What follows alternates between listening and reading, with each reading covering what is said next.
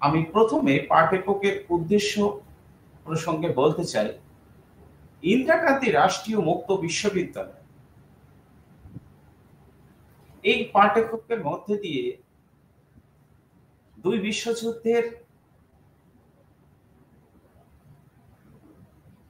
যে উদ্ভব,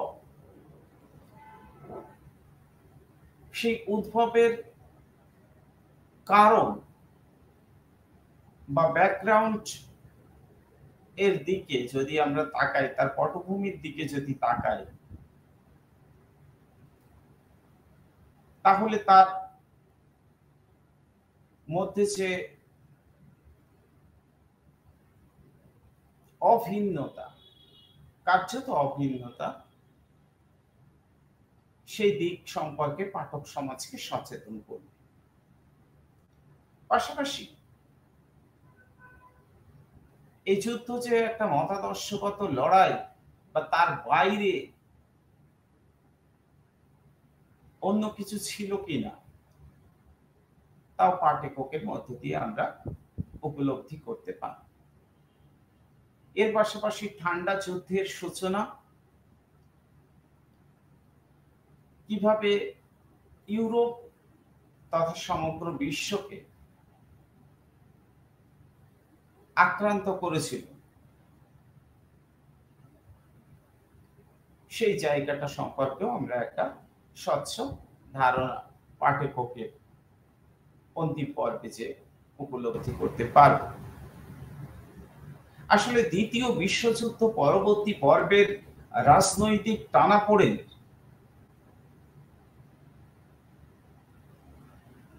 ইতিহাসে ঠান্ডা যুদ্ধ কার্যকরী ভূমিকা নিয়েছিল।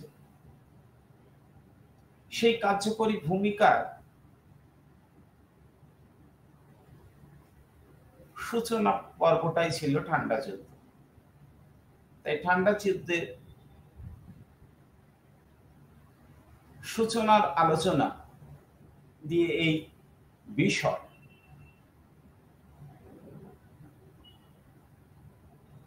এর পরিসমাপ্তি ঘটবে। আমি প্রথমেই বলতে চাই,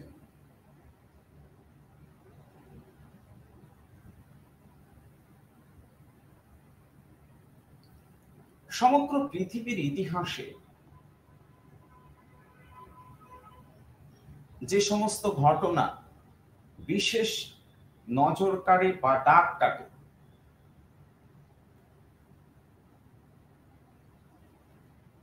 তা ইতিমধ্যে আমরা পেপারের আলোচনা প্রসঙ্গে উল্লেখ করেছি। আমেরিকার গৃহযুদ্ধ বা স্বাধীনতা সংগ্রাম, শিল্প বিপ্লব, ফরাসি বিপ্লব, প্রথম বিশ্বযুদ্ধ, দ্বিতীয় বিশ্বযুদ্ধের মতো বিষয়গুলি সমগ্র ইউরোপীয় রাজনীতি, সমাজ, অর্থনীতি, সংস্কৃতির পরিমণ্ডলকে একটা ভিন্ন মাত্রা প্রদান করে।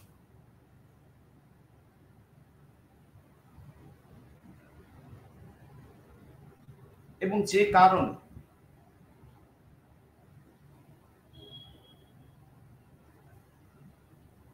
আন্তর্জাতিক রাজনীতি ক্রমে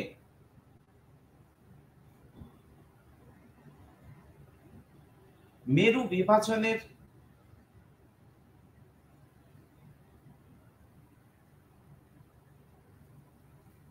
দ্বারা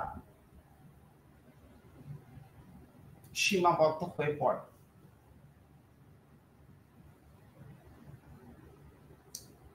আমরা যদি প্রথম বিশ্বযুদ্ধের কারণ আলোচনা করি, তাহলেও দেখব ইউরোপীয় রাজনীতি দুটো ক্যাম্প বা দুটো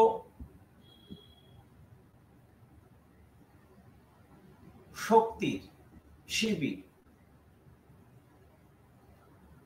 এ বিভাজিত হয়ে পড়ে। আবার দ্বিতীয় বিশ্বযুদ্ধের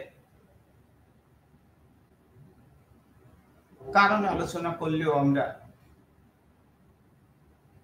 বিশ্ব ব্যবস্থাকে দুটো ক্যাম্প বা শক্তি শিবিরে বিভাজনের রাজনীতি আমরা উপলব্ধি করি।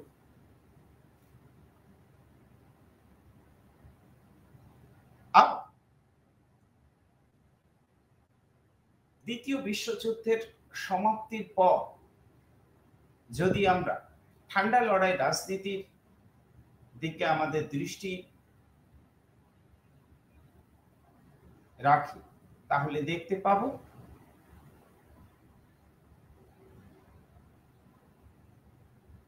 দুটো রাজনৈতিক ক্ষমতাশালী রাষ্ট্রের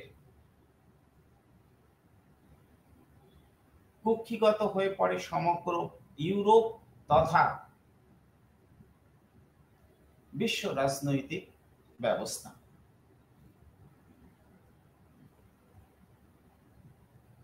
দ্বিতীয় বিশ্বযুদ্ধের পরিসমাপ্তির পর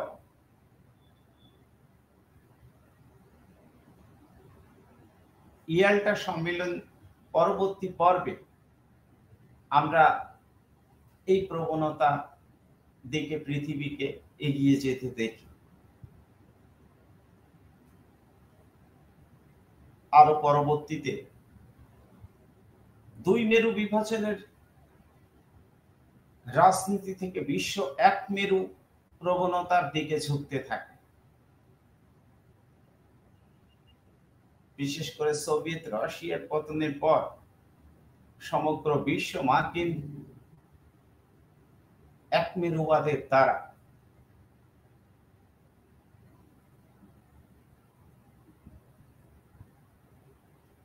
আক্রান্ত হয়।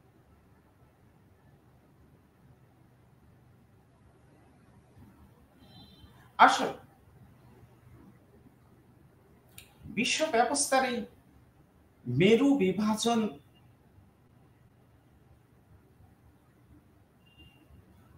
এর প্রবণতা থেকে বিশ্ব আজও বেরিয়ে আসতে কতটা সক্ষম হয়েছে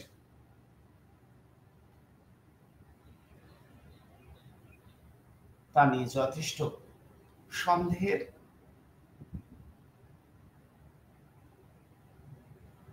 অবকাশ আছে। আমরা যদি প্রথম বিশ্বযুদ্ধের কারণগুলি আলোচনা করি এবং দ্বিতীয় বিশ্বযুদ্ধের কারণ প্রসঙ্গের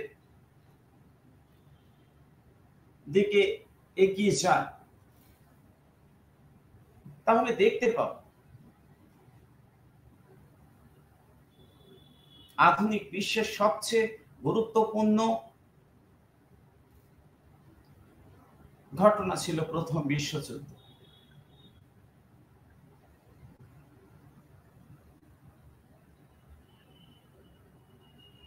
উনিশশো 14 থেকে 1918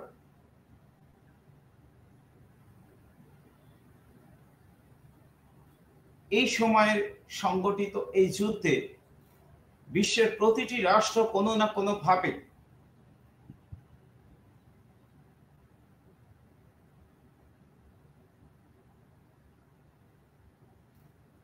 প্রভাবিত হয়। এটি বিশ্বের প্রথম সমষ্টিগত বা টোটাল ওয়ার হিসেবে আমরা গণ্য করতে পারি। জল, স্থল এবং অন্তরিক্ষ সর্বত্রই এই যুদ্ধের প্রসার আমরা লক্ষ্য করি এবং এত ভয়াবহ, এত ব্যাপক এবং সর্বগ্রাসী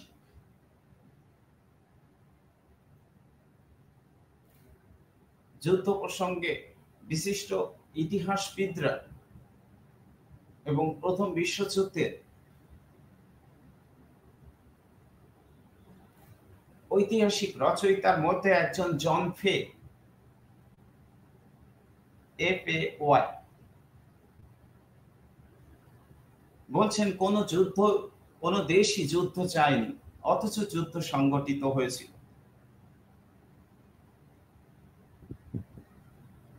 আবার রেনে কেলি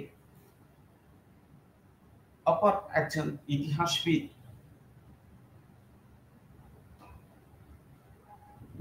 তিনি দাবি করেছেন ইউরোপের দায়িত্বশীল রাষ্ট্র নেতাদের অধিকাংশই জ্ঞানত এমন একটা ব্যাপক যুদ্ধ চান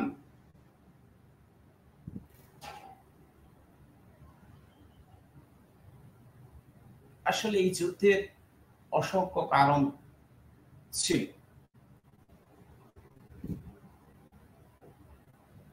এবং সেই কারণ প্রসঙ্গে বলা যায় যে কোনো একটি মাত্র ঘটনা বা বিষয়কে কেন্দ্র করে এই বিশ্বযুদ্ধ সংঘটিত হয়নি। প্রথম বিশ্বযুদ্ধ নয়, দ্বিতীয় বিশ্বযুদ্ধ নয়।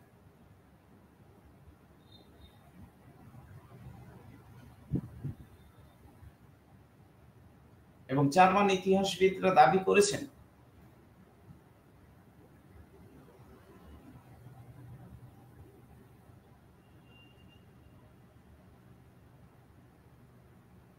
এই বিশ্বযুদ্ধের জন্য দায়ী ছিল মূলত বিভিন্ন রাষ্ট্রের কূটনৈতিক চাল বা ডিপ্লোম্যাটিক পলিসি।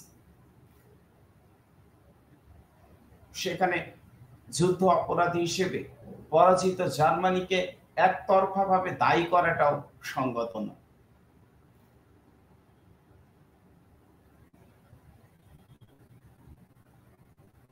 এরকম পরস্পর বিরোধী বক্তব্যের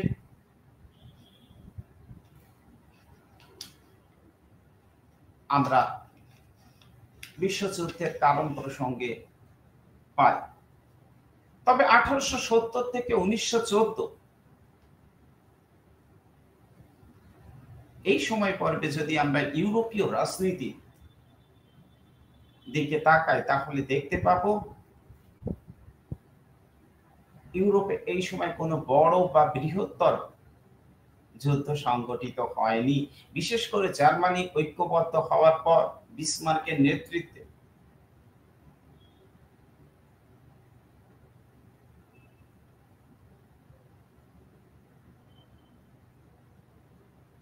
পৃথিবীতে শান্তি বিরাজমান ছিল, কিন্তু ভেতরে ভেতরে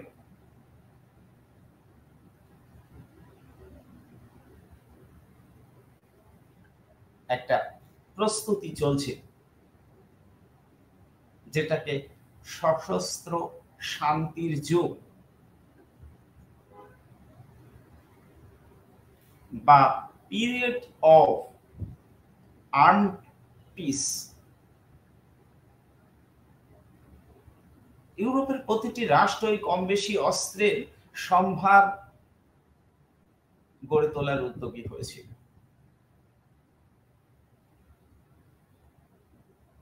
যা বিশ্বযুদ্ধের একটা উল্লেখযোগ্য কারণ বলে আমরা মনে করি।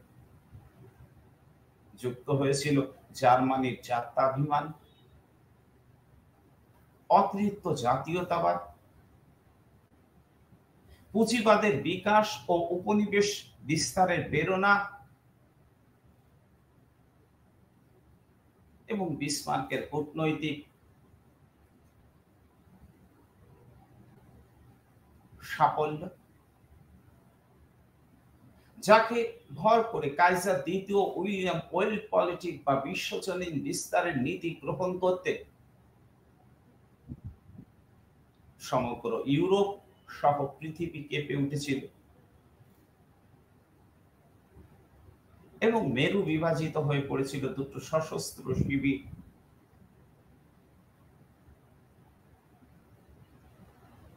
ট্রিপল অ্যালায়েন্স এবং ট্রিপল আতা,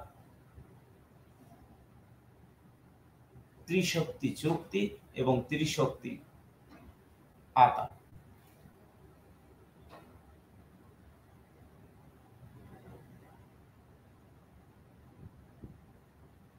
শেষ পর্যন্ত এই দুই ক্যাম্প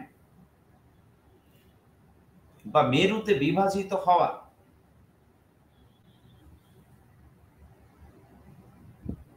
ইউরোপীয় রাজনীতিকে বিশ্বযুদ্ধের মধ্যে ঠেলে দিয়েছিল।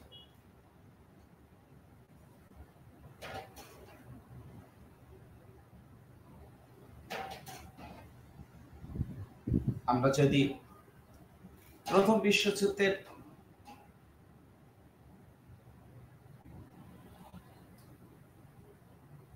প্রেক্ষাপট নিয়ে আরেকটু নাড়াচাড়া করি, তাহলে দেখতে পাবো ইউরোপের অপূর্ণ ও অতৃপ্ত জাতীয়তাবাদ,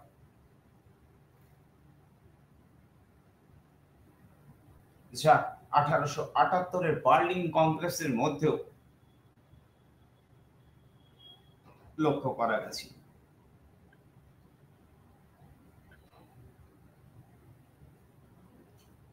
এমনকি সদ্য স্বাধীনতা প্রাপ্ত দেশগুলো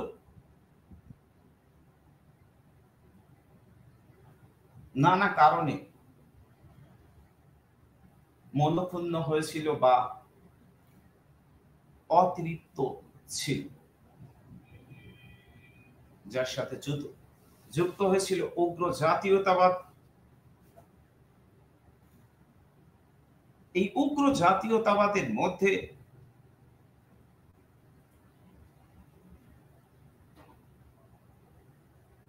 জার্মানির টিউটনিক জাতির শ্রেষ্ঠত্ব, সেখানকার বুদ্ধিজীবী মহল, বিশেষ করে জার্মান ঐতিহাসিক হেনরি ফন ট্রিটসিক এবং ফ্রেডারিক ফন বার্নহার্ডি এটাকে প্রচার করেছিলেন। একইভাবে রাশিয়া, জাপান, ফ্রান্স প্রভৃতি দেশে উগ্র জাতীয়তাবাদী আদর্শ দ্রুত জনপ্রিয়তা অর্জন করেছিল।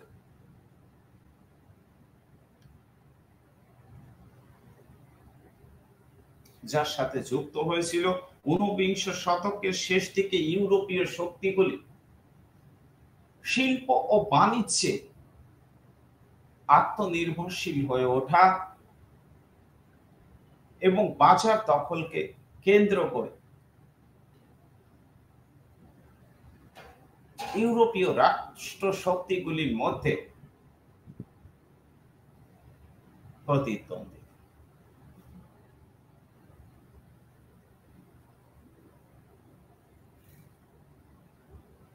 প্রথম দিকে শিল্পায়ন হওয়ার কারণ ইংল্যান্ড, ফ্রান্স,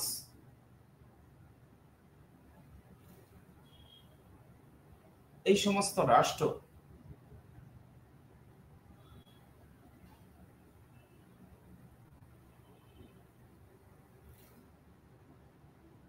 ইউরোপ তথা প্রাচ্যের বাজারগুলি দখল করেছিল। মার্ক্সবাদী তাত্ত্বিকরা এমনও দাবি করেছেন যে ঔপনিবেশিক সাম্রাজ্যবাদ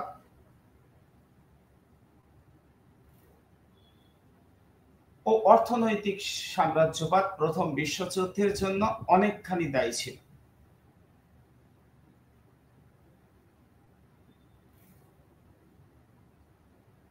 তাই জার্মান অপেক্ষাকৃত দেরিতে তার শিল্প সম্ভার নিয়ে হাজির হলে তার জন্য বাজার সে অর্থে থাকে না, তাই তাকে আগ্রাসী মনোভাবে দ্বারা চালিত হতে হয়।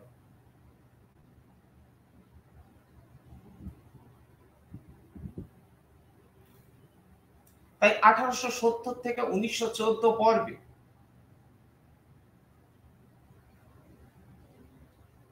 ইউরোপের বিভিন্ন দেশ পরস্পর বিরোধী শক্তি জোটের সাথে যুক্ত হয় ভীতি, বিদ্বেষ এবং সন্দেহের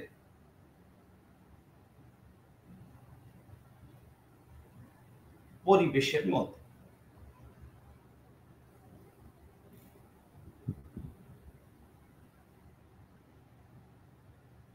ইংল্যান্ডকে ফ্রান্স কখনো বিশ্বাস করতে পারেনি, ফ্রান্সকে ইংল্যান্ড কখনো বিশ্বাস করতে পারেনি, আর অন্যান্য ইউরোপীয় শক্তি।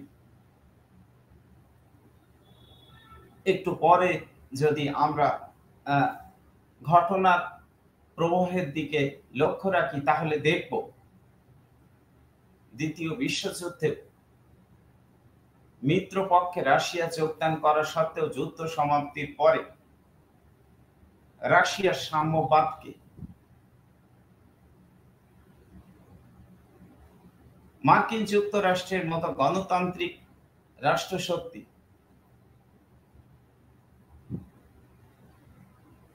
নাৎসি এবং ফ্যাসিবাদী শক্তির মতোই বিদ্বেষ পোষণ করেছে।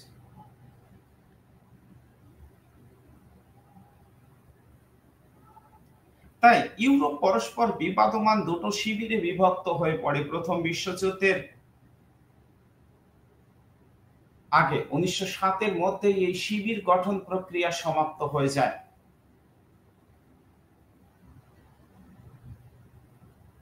যার একদিকে আমরা জার্মানি, অস্ট্রিয়া এবং ইটালিকে নিয়ে তৈরি হয় ট্রিপল অ্যালায়েন্স বা ত্রিশক্তি চুক্তি, অন্যদিকে ইংল্যান্ড, ফ্রান্স ও রাশিয়াকে নিয়ে গঠিত হয় ত্রিশক্তি মৈত্রী বা ট্রিপল আতা। এই দুই জোটের পারস্পরিক সন্দেহ, ভীতি এবং ক্ষমতা বৃদ্ধির প্রয়াস প্রথম বিশ্বযুদ্ধে তৈরি করে।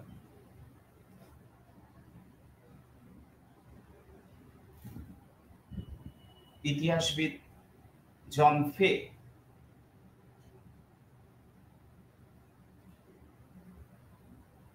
তার origin of the First World War গ্রন্থে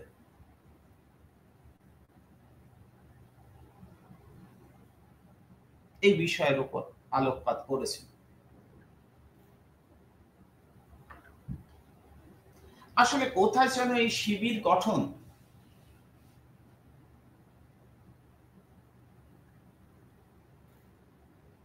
হওয়ার বিষয়টি 1870-এ সেডানের যুদ্ধ বা আরো আগে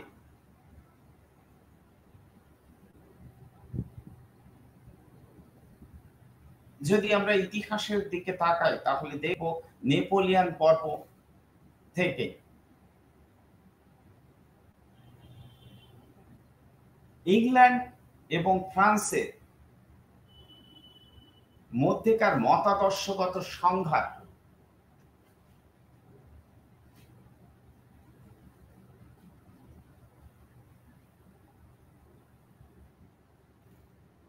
কখনো কখনো উভয় রাষ্ট্রের মধ্যে এক বন্ধুত্বের পরিবেশ তৈরি করলেও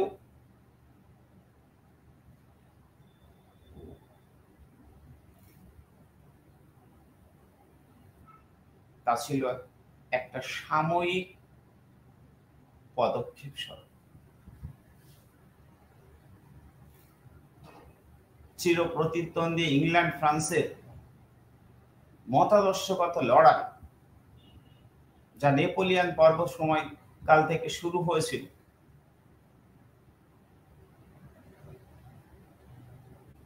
তা প্রথম বিশ্বযুদ্ধ, দ্বিতীয় বিশ্বযুদ্ধ পূর্ববর্তী সময় পর্যন্ত একই ধারায় সুপ্ত আকারে বিরাজমান ছিল।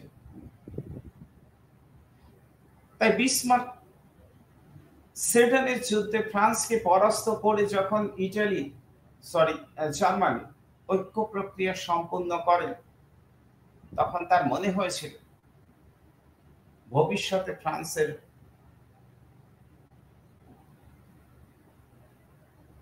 পক্ষ থেকে এর প্রতিশোধ নেওয়া হবে, এবং সেই উদ্বেগ বা আশঙ্কা থেকে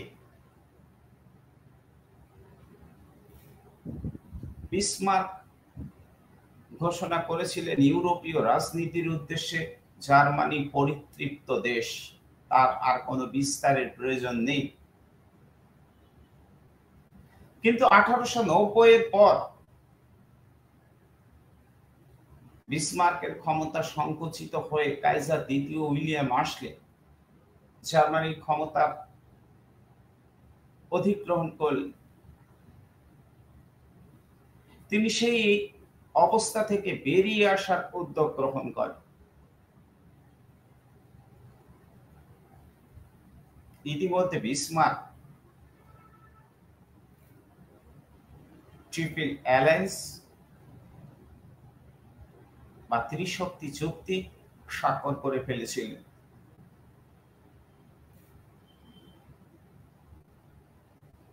অন্যদিকে ক্রমাগত ইউরোপীয় রাজনীতিতে জার্মানির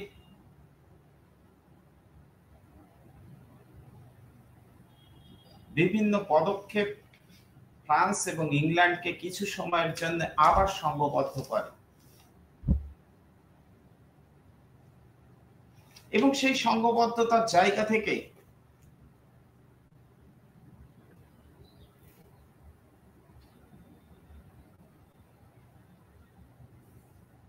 1907 সালে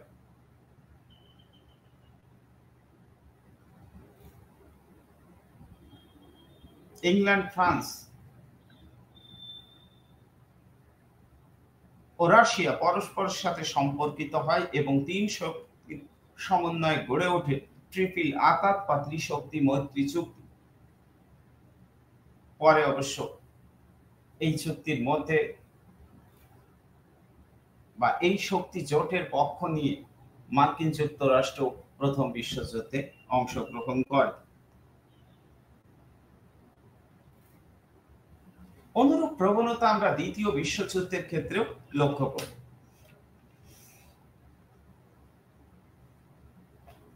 তার কারণ আমাদের আলোচনার বিষয়বস্তু যুদ্ধের কারণগুলো, একটা যুদ্ধের নয়, প্রথম এবং দ্বিতীয় বিশ্বযুদ্ধের। বিষয়টা একটু ভিন্ন ধরনের, যে দুটো যুদ্ধের কারণ কি তাহলে এক?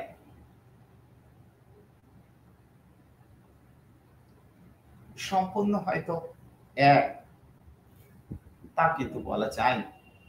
কিন্তু দুটো বিশ্বযুদ্ধই এসেছিল ইউরোপীয় শিল্প উন্নত রাষ্ট্রগুলির বাজার দখল, কাঁচামাল সংগ্রহ এবং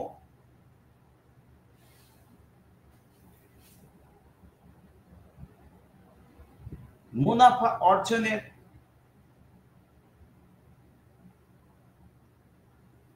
উদ্দেশ্য থেকে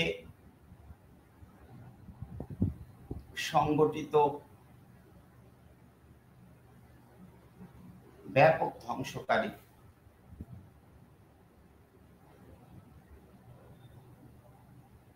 ঘটনা প্রবাহ বিশ্বযুদ্ধ। তাই আমরা যদি দ্বিতীয় বিশ্বযুদ্ধের কারণ প্রসঙ্গে উল্লেখ করি, তাহলেও আমরা দেখতে পাবো ভার্সাই সন্ধির মধ্য দিয়ে পরাজিত জার্মানির উপর যে ধরনের বোঝা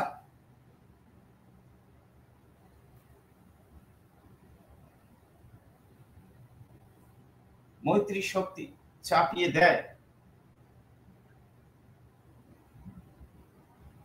যাকে ঐতিহাসিক E.H. কারও তার international relation between two worlds war গ্রন্থে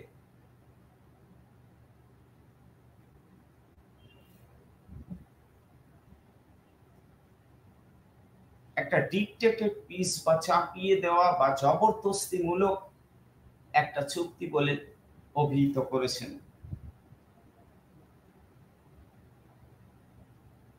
ফলে জার্মান জাতীয়তাবাদ আবার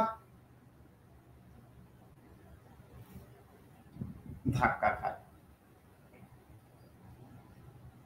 সেখানকার জনগণের উপর জয়ী শক্তি চাপিয়ে দেয় এক গুচ্ছ শর্তাবলী। তারা গণতান্ত্রিক চিন্তা চেতনা অনুগামী না হয়েও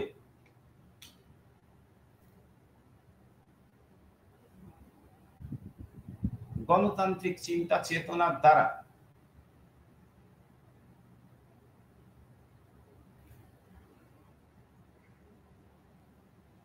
শাসিত হতে থাকে। ফলে জার্মান জনগণের মনে ক্ষোভ বাসা বাঁধতে থাকে এবং তাদের মধ্যে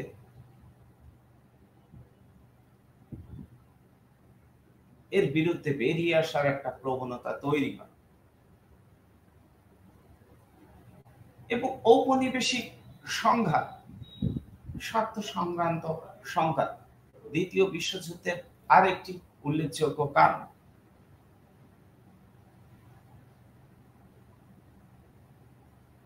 ঔপনিবেশিক বিস্তারের তাগিদকে অনুভব করে ইংল্যান্ড, ফ্রান্স, আমেরিকা কার্যত অধিকাংশ অঞ্চল নিজেদের মধ্যে বণ্টন করে নেয়।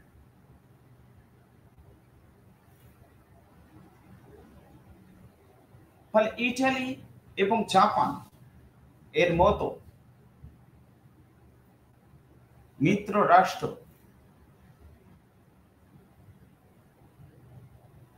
কার্যত বঞ্চিত হয়।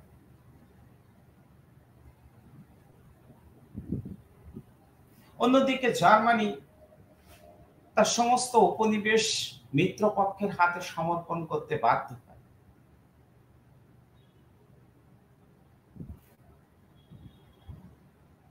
ফলে ঔপনিবেশিক স্বার্থ সংঘাত কিছুদিনের মধ্যে ইউরোপে পুনরায় একটা ভিন্ন পরিবেশ তৈরি করে।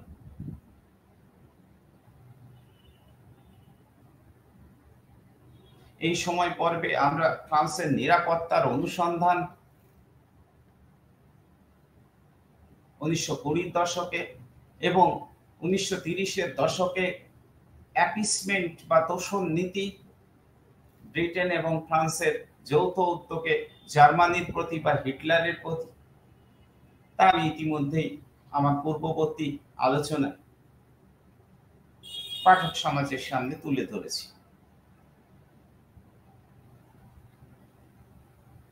ফলে প্রথম বিশ্বযুদ্ধের পরেও ইংল্যান্ড এবং ফ্রান্সের মধ্যে মতবিরোধ, যা নেপোলিয়নের সময় থেকে চালু ছিল বা শুরু হয়েছিল বলা যায়, তার প্রবাহমানতা আমরা লক্ষ্য করি।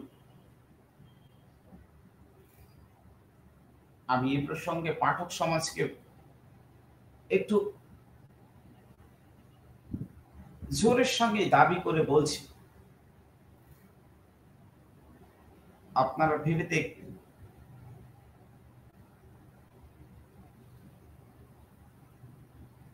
ব্রিটেন এবং ফ্রান্সের পারস্পরিক স্বার্থের সংঘাত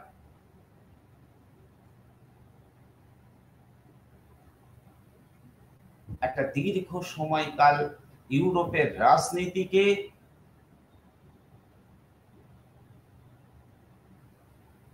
দোলাচলের মধ্যে ফেলে দিয়েছিল। ইউরোপের রাজনীতিকে স্থিতিশীলতা প্রদান করা থেকে বিরত রেখেছিল, যার পূর্ণ সুযোগ গ্রহণ করেছিল নাৎসিবাদ বা ফ্যাসিবাদী শক্তি বা রাষ্ট্রগুলো। ইংল্যান্ড এবং ফ্রান্সের এই যে পারস্পরিক নির্ভরশীল না হওয়া এবং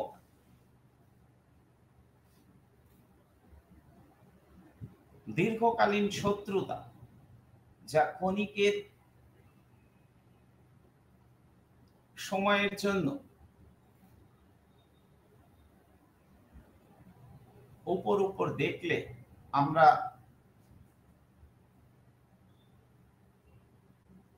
হয়তো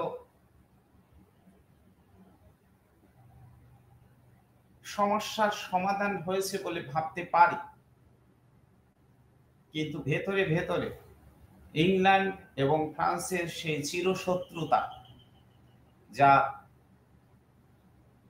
1806 সালে মহাদেশীয় অবরোধ ব্যবস্থার মধ্যে দিয়ে সূচনা হয়েছিল,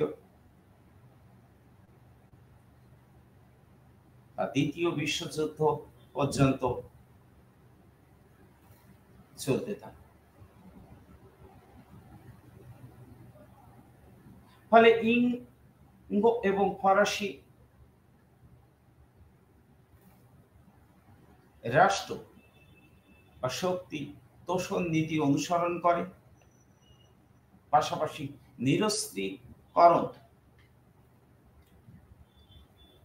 সম্মিলন ব্যর্থতার দিকে যেতে শুরু করে, জাতিসংঘের ব্যর্থতা প্রকট হয়ে ওঠে।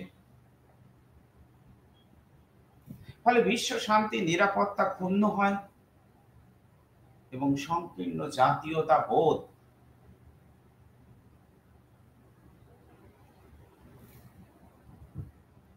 বা মার্কিন প্রেসিডেন্ট উড্রো উইলসন যে আদর্শবাদী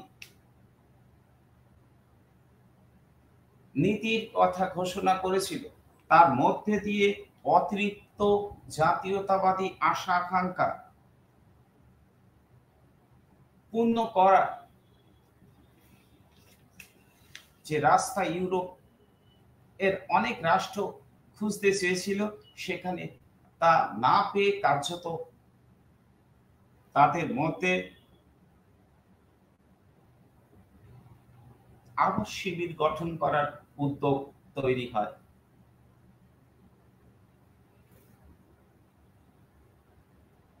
এবং ইঙ্গো ফরাসি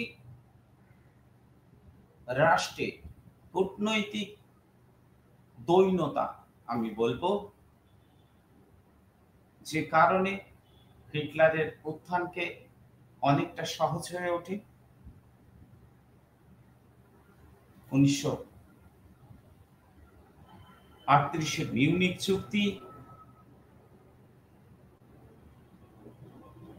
এবং রুশ জার্মান অনাক্রমণ চুক্তি 1939,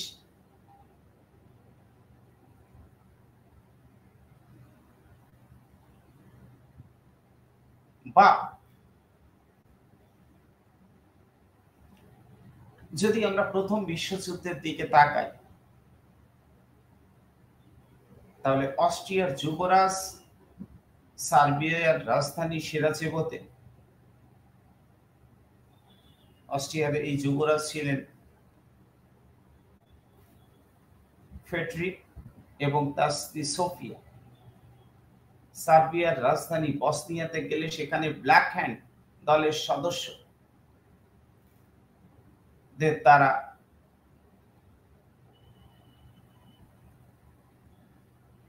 হত্যাকাণ্ডের ঘটনাকে কেন্দ্র করে অস্ট্রিয়া সার্বিয়াকে এক চরমপত্র প্রদান করে এবং সার্বিয়া তার জাতীয় সার্বভৌমত্বের বিরোধী সমস্ত চুক্তি মেনে নেওয়া সত্ত্বেও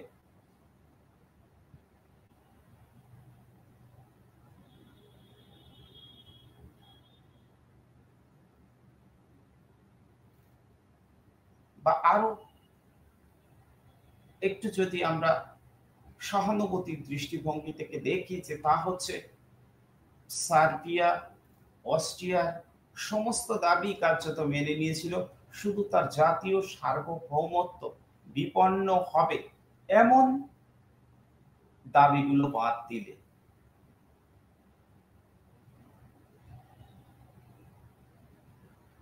ইউরোপ দুটো সশস্ত্র শিবির যা আগেই তৈরি হয়েছিল, তারা অস্ট্রিয়া এবং সার্বিয়ার হয়ে যুদ্ধে সামিল হয়ে যায়, ক্রমে বিশ্বব্যাপী যুদ্ধ সংগঠিত হয়। অনুরূপ ঘটনা আমরা লক্ষ্য করি দ্বিতীয় বিশ্বযুদ্ধের পূর্বে। রোম, বার্লিন এবং টোকিও,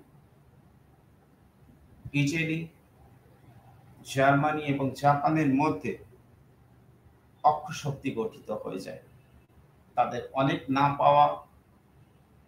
পাওয়ার আশা। অন্যদিকে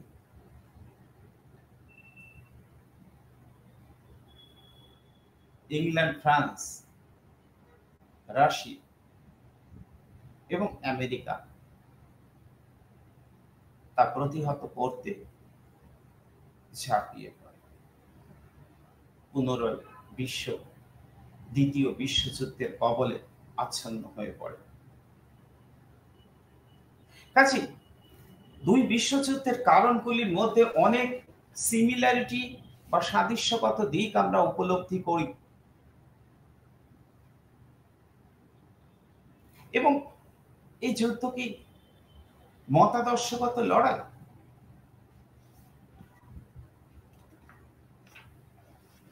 এ প্রসঙ্গে আমরা বলতে পারি বিভিন্ন রাষ্ট্রের আদর্শগত সংঘাত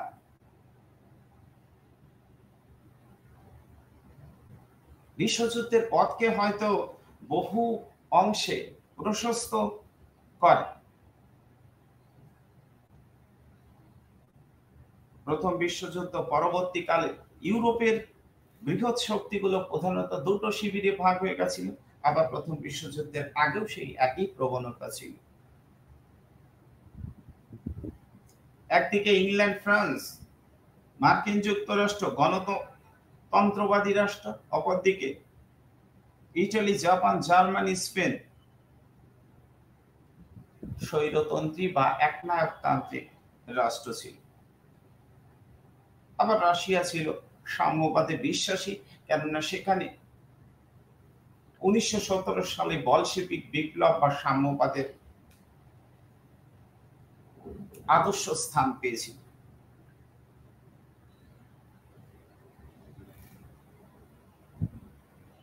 রাশিয়া গণতন্ত্রী হলেও ইংল্যান্ড, ফ্রান্স বা আমেরিকা রাশিয়াকে কুনজরে দেখতো বা ঘৃণার নজরে দেখতো। বলশেভিক ভীতি বহু ইউরোপীয় রাষ্ট্রকে ফ্যাসিবাদী শক্তি বা নাৎসিবাদী শক্তির দিকে চালিত করে। তারা সাম্যবাদী রাশিয়ার বিরুদ্ধে জঙ্গি ফ্যাসিস্টদের লেলিয়ে দেয়। এর ফল ছিল মারাত্মক। বরং এই আদর্শগত দ্বন্দ্ব রাজনৈতিক ভারসাম্যতাকে বারবার প্রশ্নের মুখে এসে দাঁড় করিয়ে দেয়, তাতে উত্তেজনা বৃদ্ধি পায়। তবে যুদ্ধ কি মতাদর্শগত লড়াই?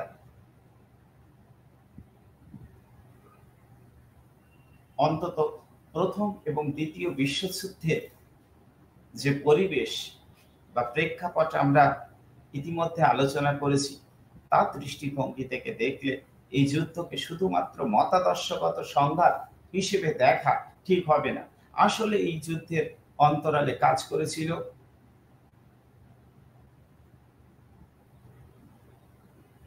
শিল্প সামগ্রী বাজার দখল, ঔপনিবেশিক আধিপত্যবাদ এর মতো ঘটনা প্রবহ। আমার পরবর্তী আলোচনার বিষয় ঠান্ডা যুদ্ধের সূচনা।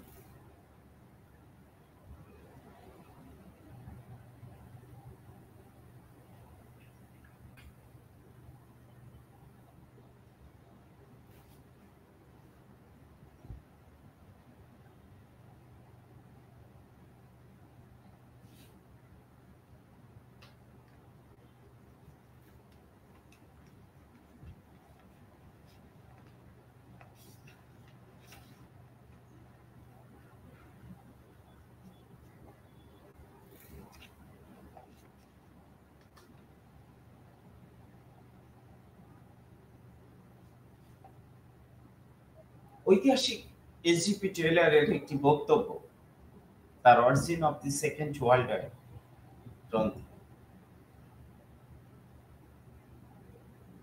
তিনি বলেছিলেন যে দ্বিতীয় বিশ্বযুদ্ধ ছিল বৃহৎ শক্তিগুলির কূটনৈতিক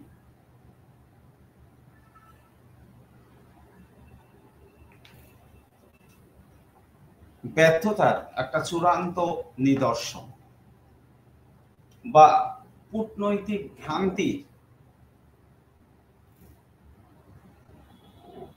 ফল বলাই যুক্তিযুক্ত। একে পূর্ববর্তী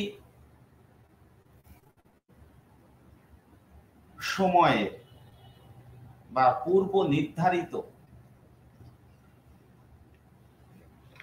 বিষয়ের ফলশ্রুতি হিসেবে তিনি এটাকে দেখতে চান, বরঞ্চ তিনি এটাকে দেখেছেন কূটনৈতিক ব্যর্থতার দিক হিসেবে।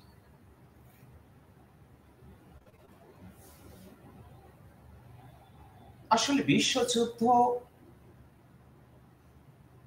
প্রথম বিশ্বযুদ্ধই বলুন এবং দ্বিতীয় বিশ্বযুদ্ধই বলুন, এরপর ইউরোপীয় রাজনীতি তথা আন্তর্জাতিক রাজনীতি কিছু নতুন ধরনের প্রবণতার শিকার হয়। প্রথম বিশ্বযুদ্ধের সমাপ্তির পর ভার্সাই সন্ধি ব্যবস্থার মধ্য দিয়ে গণতান্ত্রিক প্রবণতা বৃদ্ধি পায়। আবার দ্বিতীয় বিশ্বযুদ্ধের পর দুই সুপার পাওয়ার হিসেবে, অন্তত দ্বিতীয় বিশ্বযুদ্ধের পর মার্কিন যুক্তরাষ্ট্র এবং সোভিয়েত রাশিয়া উঠে আসে, যাদের একটা আদর্শগত দিক ছিল মার্কিন যুক্তরাষ্ট্র পুঁজিবাদী গণতান্ত্রিক চিন্তা চেতনার দ্বারা চালিত, অন্যদিকে সোভিয়েত রাশিয়া ছিল সমাজতান্ত্রিক অর্থনীতির দ্বারা চালিত এক রাষ্ট্র ব্যবস্থা।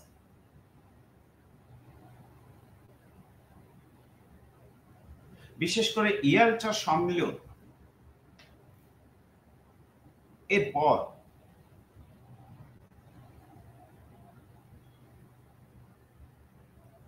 কোল্ড ওয়ার বা ঠান্ডা যুদ্ধের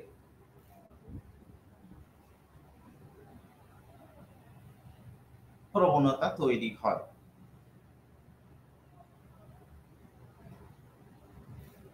দ্বিতীয় বিশ্বযুদ্ধের পর এই নতুন পরিস্থিতিতে বিশ্ব রাষ্ট্রবর্গ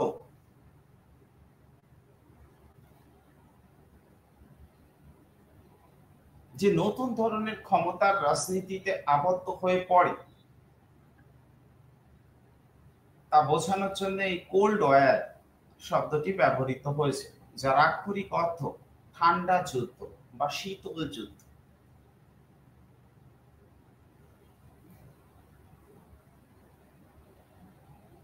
কিন্তু জানি আমরা যুদ্ধ কখনোই ঠান্ডা কোনো পর্যায়ে নয়। যুদ্ধ মানে উত্তেজনা। আসলে বিশ্বযুদ্ধ উত্তর পর্বে না যুদ্ধ না শান্তি, এই রকম একটা অবস্থা বোঝাতে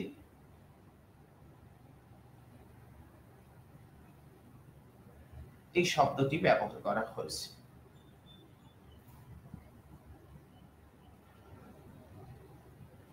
আমরা প্রথম বিশ্বযুদ্ধের পূর্বে যে সশস্ত্র শান্তির যুগ প্রসঙ্গ বলেছিলাম, অনেকটা সে।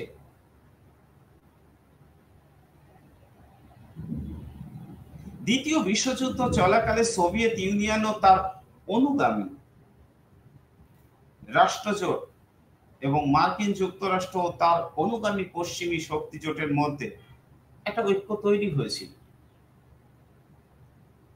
এবং যুদ্ধের সমাপ্তির পর থেকে সেই ঐক্যের চির ভাঙন লক্ষ্য করি আমরা। তাদের মধ্যে নতুন করে ক্ষমতা দখলের এক রাজনৈতিক ঘৃণ্যতা লক্ষ্য করি,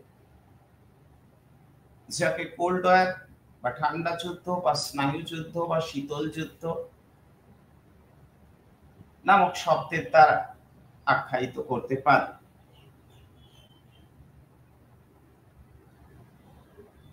এই সময়ে উভয় রাষ্ট্রের মধ্যে হয়তো কেন সরাসরি যুদ্ধ সংগঠিত হয়নি, কিন্তু তাদের মধ্যে প্রবল প্রতিদ্বন্দ্বিতার একটা সম্পর্ক বিরাজমান ছিল। বিভিন্ন পর্যায়ে একাধিক কারণে ঠান্ডা যুদ্ধ শুরু হয়েছে, ক্রমেই তা জটিল আকার ধারণ করেছে। এখন ঠান্ডা যুদ্ধ ঠিক কোন সময় থেকে শুরু হয়েছে? তা নির্ণয় করা সত্যি কঠিন, কারণ কোনো একটি নির্দিষ্ট সাল তারিখ দিয়ে ঠান্ডা যুদ্ধের সূচনাকাল আমরা চিহ্নিত করতে পারি না। তবে অনেকের মতে সান ফ্রান্সিসকো প্রথম বিশ্বযুদ্ধের সমাপ্তি পর্বে সান ফ্রান্সিসকো সম্মেলনের পর মার্কিন প্রেসিডেন্ট কর্তৃক রুশ বিদেশ মন্ত্রী মলোটভকে তিরস্কারের ঘটনা থেকে ঠান্ডা যুদ্ধের সূত্রপাত হয়। আবার অনেকে বলেন সোভিয়েত রাশিয়ার বলশেভিক বিপ্লবের সময় অর্থাৎ 1917 থেকে পশ্চিমী রাষ্ট্র জোটের সাথে সোভিয়েত রাশিয়ার ঠান্ডা লড়াইয়ের পরিবেশ তৈরি। রাশিয়ার সাম্যবাদী চিন্তা চেতনাকে ধ্বংস করা পশ্চিমী রাষ্ট্রজোটের কাছে যথেষ্ট আশঙ্কার কারণ হয়ে দাঁড়ায় এবং সাম্যবাদকে ধ্বংস করতে এমনকি পশ্চিমী দেশগুলি এবং জাপান প্রতি বিপ্লবী বাহিনীকে সামরিক সাহায্য দানও করেছিল। যাই হোক, ইয়াল্টা সম্মেলনের পর থেকে পশ্চিমী দেশগুলির সাথে রাশিয়ার সম্পর্কের অবনতি ঘটতে শুরু করে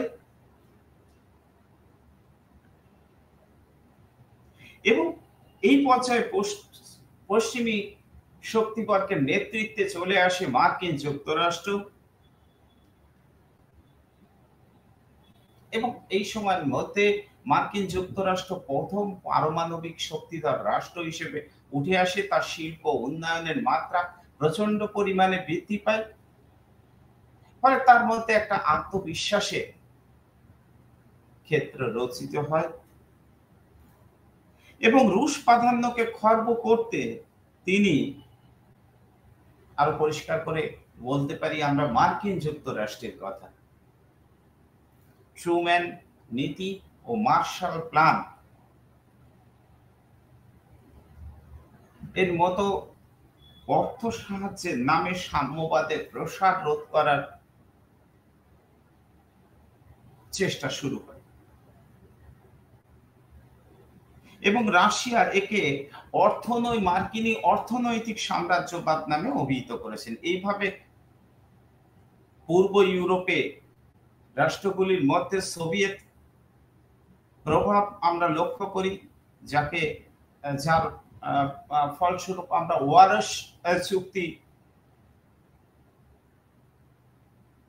আমরা লক্ষ্য করি। অন্যদিকে মার্কিন যুক্তরাষ্ট্রের নেতৃত্বে গড়ে ওঠে ন্যাটো, সিয়াটো, সেন্ট্রো প্রভৃতি চুক্তি জোট।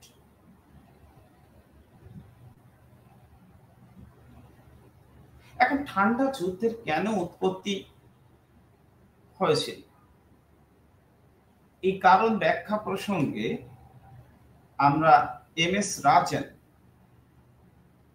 এর একটা বক্তব্য কে তুলে ধরতে পারি। তিনি বলছেন ঠান্ডা যুদ্ধ ব্যাখ্যা করতে গেলে ঠান্ডা যুদ্ধ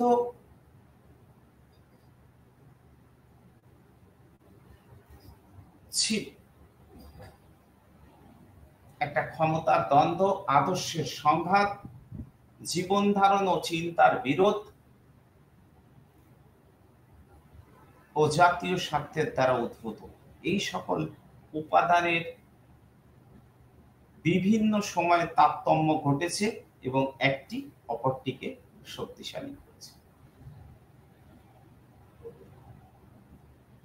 অর্থাৎ কেউ কেউ বলছেন এটা আদর্শগত বৈপরীত্যের জায়গা থেকে উঠে এসছে, আবার কেউ কেউ বলছেন ক্ষমতার দ্বন্দ্ব থেকে উঠে এসছে। তবে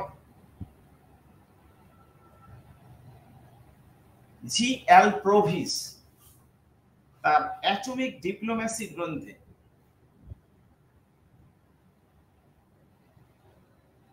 উল্লেখ করেছেন যে মার্কিন যুক্তরাষ্ট্র যবে থেকে পারমাণবিক শক্তিধর রাষ্ট্র হিসেবে আত্মপ্রকাশ করে, তারপর থেকেই তার মধ্যে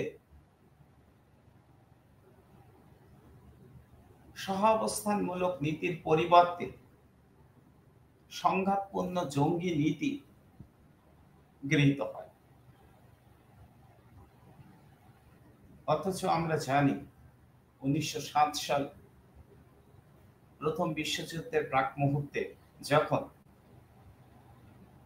ইউরোপ সমগ্র দুটো শিবিরে ভাগ হয়ে যায়, তখনও মার্কিন যুক্তরাষ্ট্রে সেভাবে কোনো শিবিরেই অংশগ্রহণ লক্ষ্য করা যায়। অনেকটা ধূমকেতুর মতোই প্রথম বিশ্বযুদ্ধের সাথে সে নিজেকে জড়িয়ে নেয়।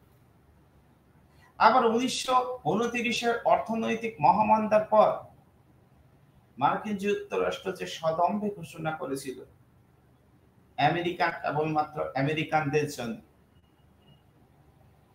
সেই নীতি থেকেও আবার 1939-এ রুশ জার্মান অনাক্রমণ চুক্তি,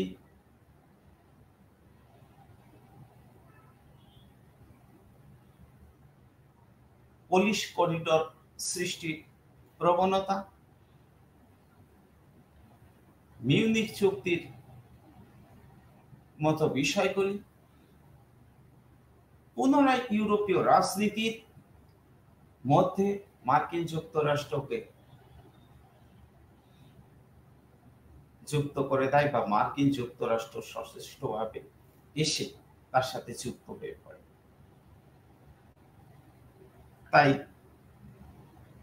ইতিহাসবিদ আল প্রভিস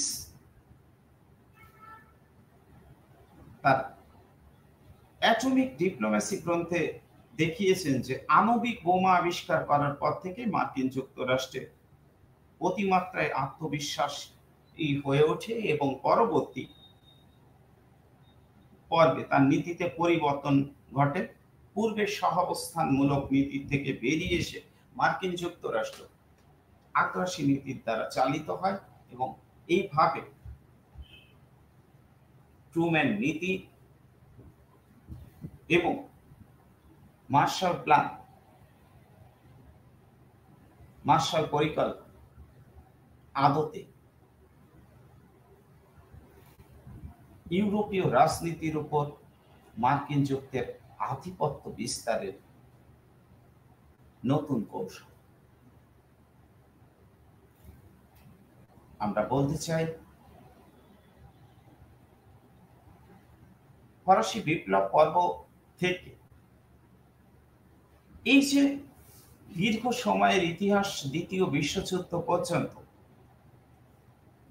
সমাপ্তি পর্যন্ত 1945 পর্ব পর্যন্ত ইউরোপীয় রাজনীতির নানা ঘটনা প্রবাহ, ন্যাশনালিজম, ডেমোক্রেসি, সাম্যবাদ ইত্যাদি বিষয়গুলো বিভিন্ন পর্বে এসে বিভিন্নভাবে প্রাধান্য পায়। তার পাশাপাশি বিশ্বকে বিশ্বযুদ্ধের মধ্যেও ঠেলে দেয়। ধন্যবাদ। আমি আমার আলোচনা সমাপ্ত।